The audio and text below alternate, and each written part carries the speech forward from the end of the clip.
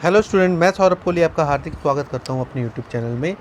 प्यारे बच्चों, आज मैं आपसे चर्चा करूंगा प्री बोर्ड के एग्ज़ामिनेशन 2 के बारे में, वो भी क्लास 12th सब्जेक्ट हिस्ट्री के बारे में। उसकी आंसर की साथ में हम चर्चा करेंगे क्वेश्चंस के साथ कि कौन सी क्वेश्चंस में कौन सा आंसर फिट बैठना था, और मैक्सिमम मार्क्स इसका 40 है। इसको शुरू करने से पहले जो कोई भी हमारे चैनल के साथ नया जुड़ा हो, इस चैनल को सब्सक्राइब कर ले और बेल वाले बटन को ज़रूर प्रेस कर ले ताकि सारी नोटिफिकेशन उस तक ज़रूर मिल सके।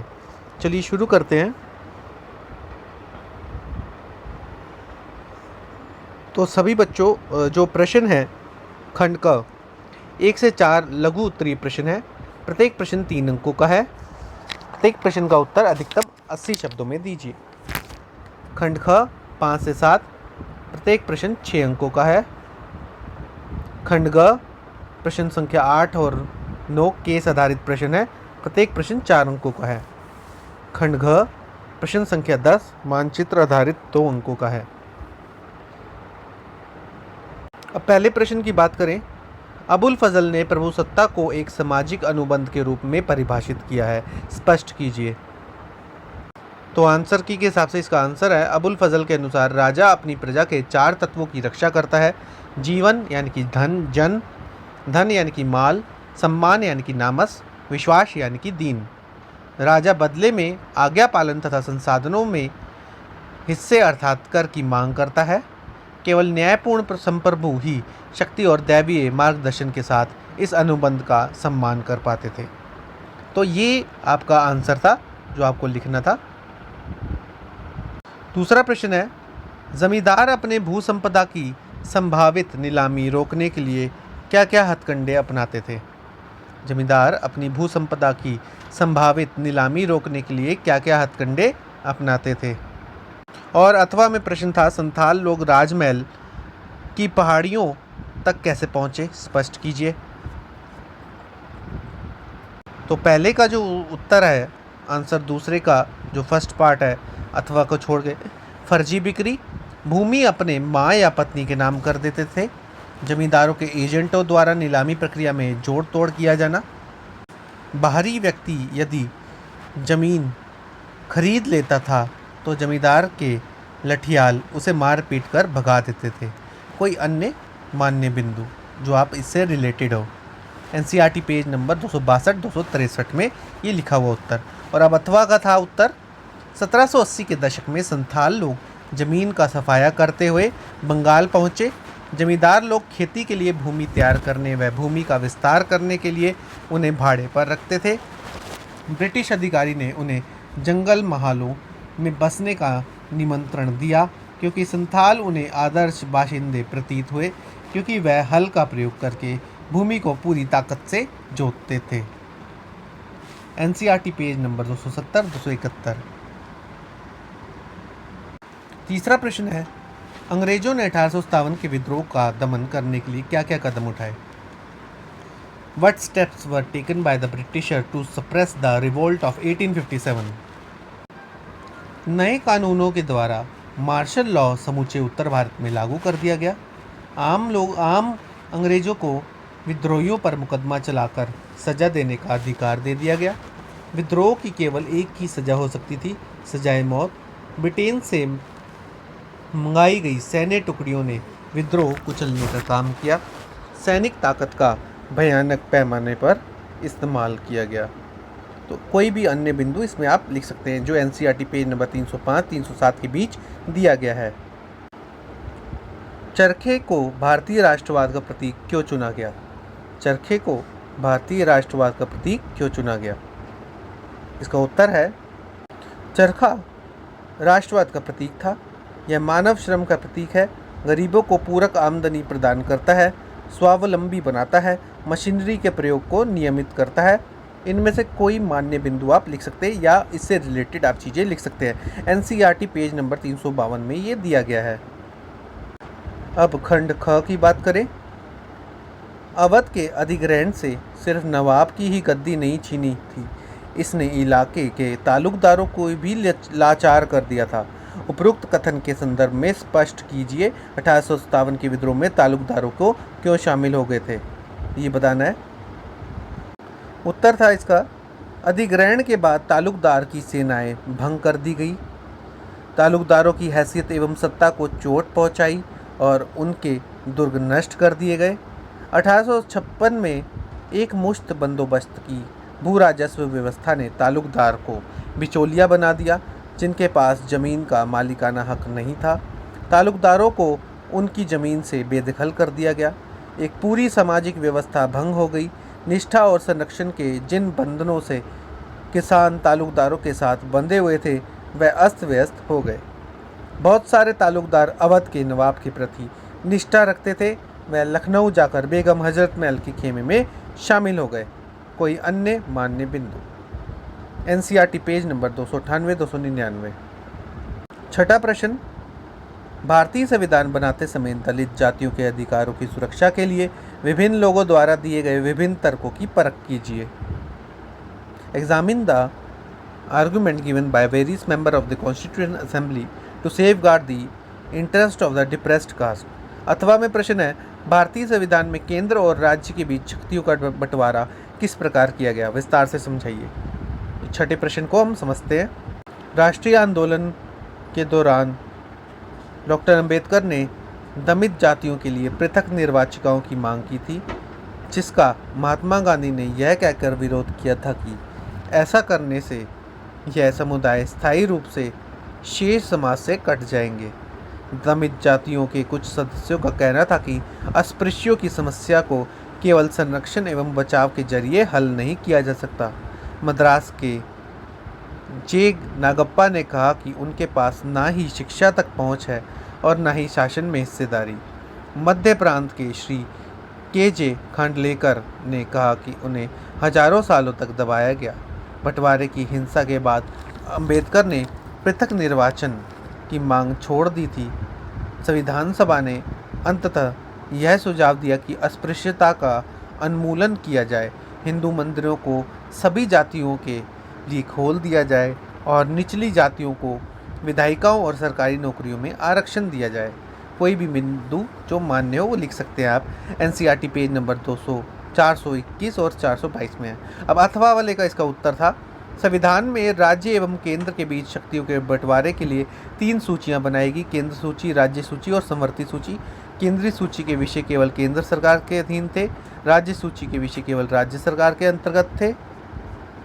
समवर्ती सूची के विषय केंद्र और राज्य दोनों की साझी जिम्मेदारी थी, परंतु ज़्यादा विषयों को केंद्रीय नियंत्रण में रखा गया। खनिज पदार्थों और प्रमुख उद्योगों को भी केंद्र सरकार के नियंत्रण में रखा गया। अनुच्छेद 356 में गवर्नर की सिफारिश पर केंद्र सरकार को राज्य सरकार के सारे अधिकार अपने हाथ में लेने का अधिकार दे दिया। कुछ करों जैसे सीमा शुल्क, कंपनी कर आदि केंद्र सरकार के पास रखी गई। कुछ अन्य मामले जैसे आयकर और आबकारी शुल्क से होने वाली आय राज्य और केंद्र सरकारों में बांट दी गई। राज्य स्तरीय शुल्क और कुछ अभिभार और कर आदि वसूलने का अधिकार राज्य सरकारों को दे दिया गया। NCERT page number 423। 7वां प्रश्न है, मुगल दरबार की विभिन्न गतिविधियों का वर्णन कीजिए। अथवा में प्रश्न है, पदवियां, उपहार और भेंट की परंपरा मुगल दरबार से गहरे रूप से जुड़ी थी, स्पष्ट कीजिए। आंसर है इसका, जब बादशाह दरबार लगाते थे तो विशाल ढोल पीटा जाता था। जब बादशाह सिंहासन पर बैठ जाते थे तो किसी को अपनी जगह से उठने की इजाज़त नहीं थी। दरबारी समाज में सामाजिक नियंत्रण का व्यवहार दरबार में मान्य संबोधन, शिष्टाचार तथा बोलने के ध्यानपूर्वक निर्धारित नियमों पर संचालित था। अभिवादन के तरीके 4 तस्लीम, कॉर्निश, सिजदा, जम्मी बोस। झरोखा दर्शन की बात होती है इसमें। दीवान आम में विशेष अधिकारियों से विचार विमर्श। दीवान खास में निजी सभाएं और गोपनीय मुद्दों पर चर्चा।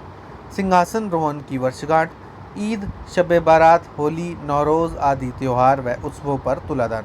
कोई अन्य मान्य बिंदु, जो कि NCERT पेज नंबर 237 से 239 के बीच में दिया गया है। अब अथवा वाले का उत्तर था, राज्य अभिषेक के समय या किसी शत्रु पर विजय के बाद मुगल बादशाह विशाल पदवियां ग्रहण करते थे, जैसे शहंशाह, राजाओं का राजा, जहांगीर, विश्व पर कब्जा करने वाला, शाहजहां, विश्व का राजा आदि।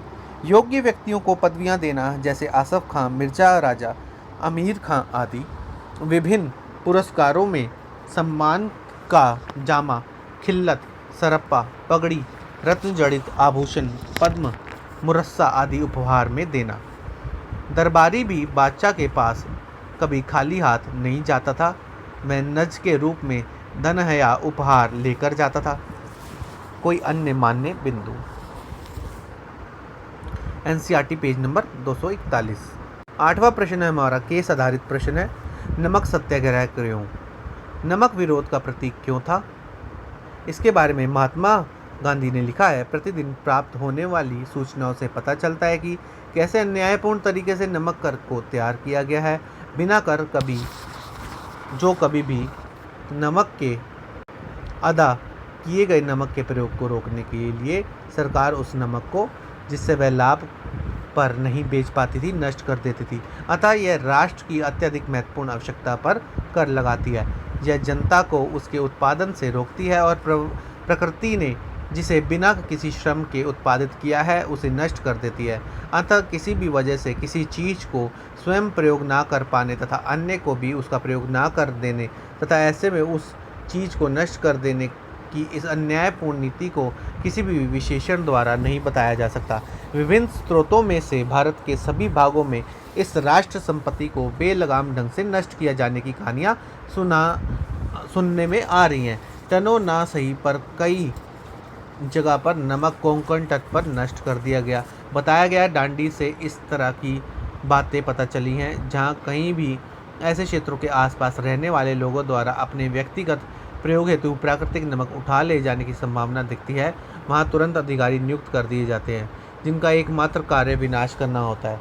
इस प्रकार बहुमूल्य राष्ट्रीय संपदा को राष्ट्रीय खर्चे से ही नष्ट किया जाता है और लोगों के मुंह से नमक छीन लिया जाता है। नमक एकाधिकार एक तरह से चौतरफा अभिशाप है। यह लोगों को बहुमूल्य सुलभ ग्राम उद्योग से वंचित करता है। प्रकृति द्वारा बहुतायत में उत्पादित संपदा का यह अतिशय विनाश करता है। इस विनाश का मतलब ही है और अधिक राष्ट्रीय खर्च। चौथा, और इस मूर्खता का चरमोत्कर्ष भूखे लोगों से 1000% से अधिक की उगाही है। सामान्य जन की उदासीनता की वजह से ही लंबे समय से यह कर अस्तित्व में बना रहा। आज जनता पर्याप्त रूप से जग चुकी है, अतः इस कर को समाप्त करना चाहिए। कितनी जल्दी इसे खत्म कर दिया जाएगा यह लोगों की क्षमता पर निर्भर करता है। अब प्रश्न है इसमें, गांधी जी ने दांडी यात्रा कहाँ से प्रारंभ की? दूसरा है, नमक विरोध का प्रतीक क्यों था? तीसरा है, गांधी जी ने नमक एकाधिकार को चौतरफा अभिशाप क्यों कहा? तो दांडी यात्रा की शुरुआत साबरमती आश्रम से हुई। दूसरा उत्तर है, क्योंकि नमक जैसी आवश्यक वस्तु जिसको अमीर गरीब सभी इस्तेमाल करते हैं और जो प्रकृति ने प्रदान किया है उस पर अंग्रेजों ने कर लगा दिया था। क्योंकि यह लोगों को बहुमूल्य सुलभ ग्राम उद्योग से वंचित करता है, प्रकृति द्वारा बहुतायत में उत्पादित संपदा का विनाश करता है। तो ये उत्तर था थर्ड का, जो कि एनसीईआरटी पेज नंबर 241 में दिया गया है। अगला पैराग्राफ है, दिए गए स्रोत को ध्यानपूर्वक पढ़कर दिए गए प्रश्नों के उत्तर दीजिए। अपनी मृत्यु से कुछ माह पहले महात्मा गांधी ने भाषण के प्रश्न पर अपने विचार दोहराते हुए कहा था, यह हिंदुस्तानी ना तो संस्कृत निष्ठ हिंदी होनी चाहिए और ना ही फारसी निष्ठ उर्दू। यह दोनों का सुंदर मिश्रण होना चाहिए। उसे विभिन्न क्षेत्रीय भाषाओं से शब्द खुलकर उधार लेने चाहिए। विदेशी भाषाओं के ऐसे शब्द लेने में कोई हर्ज नहीं है जो हमारी राष्ट्रीय भाषा में अच्छी तरह और आसानी से घुल मिल सकते हैं। इस प्रकार हमारी राष्ट्रीय भाषा एक समृद्ध और शक्तिशाली भाषा होनी चाहिए जो मानवीय विचारों और भावनाओं के पूरे समुच्चय को अभिव्यक्त कर दे सके। खुद को हिंदी या उर्दू से बांध लेना देशभक्ति की भावना तथा समझदारी के विरुद्ध एक अपराध होगा। गांधी जी के अनुसार हिंदुस्तानी भाषा किस प्रकार की होनी चाहिए? दूसरा है, विदेशी भाषाओं में से किस प्रकार के शब्द लिए जा सकते हैं? तीसरा है, गांधी जी के अनुसार राष्ट्रीय भाषा की कौन कौन सी विशेषताएं होनी चाहिए? तो पहले का उत्तर है, हिंदुस्तानी ना तो संस्कृतनिष्ठ हिंदी है और ना ही फारसीनिष्ठ उर्दू होनी चाहिए। यह दोनों का सुंदर मिश्रण होना चाहिए। ऐसे शब्द, दूसरा का उत्तर है, ऐसे शब्द जो हमारी राष्ट्रीय भाषा में अच्छी तरह घुल मिल सके। तीसरे का उत्तर है, समृद्ध और शक्तिशाली भाषा मानवीय विचारों और भावनाओं का अच्छे से अभिव्यक्त कर सके। कोई अन्य मान्य बिंदु? मानचित्र आधारित प्रश्न। मानचित्र में पूछा गया है वह स्थान जहाँ गांधी जी ने किसानों का लगान माफ़ करने के लिए 1918 में आंदोलन किया। और में पूछा गया भारत के इसी मानचित्र पर मुगलों के अधीन एक प्रमुख नगर को ए के रूप में चिन्हित किया गया है, आगरा या फतेहपुर सीकरी। इसको पहचान कर उसके आगे खींची गई रेखा को दर्शाएं और नाम लिखिए। आगे दिए गए ये देखिए आंसर की में जो दिखाया गया मैप, लाहौर भी थी उनकी राजधानी। और क्या क्या बताया गया देखिए, जैसा कि कहा था आगरा सही उत्तर है। चंपारण, खेड़ा, अहमदाबाद, डांडी, अमृतसर, लाहौर, अन्य कोई मान्य स्थान नहीं। ये था उत्तर। और इस प्रकार ये पूरी हमारी जो कड़ी आज की समाप्त होती है। इस चैनल के साथ जुड़े रहिए, इसे लाइक शेयर और सब्सक्राइब करना बिल्कुल ना भूलें। धन्यवाद।